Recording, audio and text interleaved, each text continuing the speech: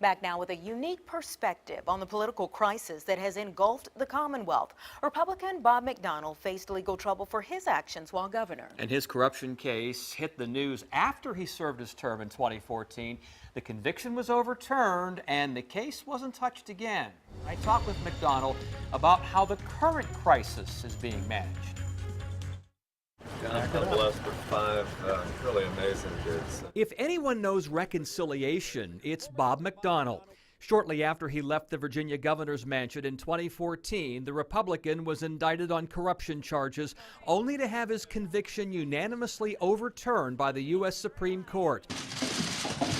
Now he watches Democrat Ralph Northam weather a political crisis rooted in racist images from the Old South.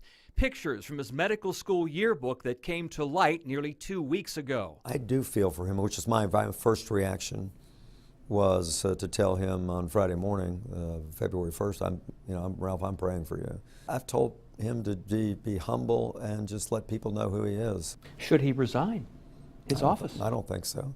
I mean, he was elected by 10 points by the will of the people. Only days earlier, both Northam and McDonnell led a bipartisan group during this news conference to start Virginians for Reconciliation.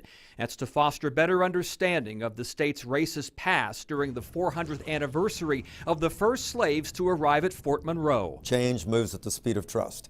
And until people actually can trust one another and talk openly about this, knowing there's going to be disagreements, but knowing there's going to be a lot of education, that to me is a remarkable opportunity for Virginia in 2019 to lead the nation on this topic. But for now, the top three leaders in Virginia remain embroiled in public controversy. Recent polls show a split between those who believe Northam should resign or stay in office. McDonnell acknowledges the current governor didn't help himself when he gave two different stories about whether he was in the photo in question.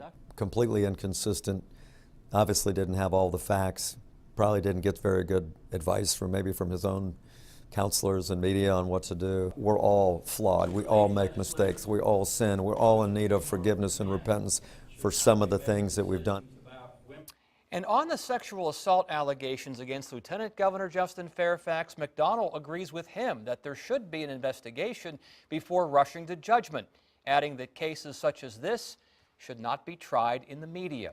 McDonnell also talks about our heated political rhetoric coming out of Washington and its detrimental effect on the national discussion.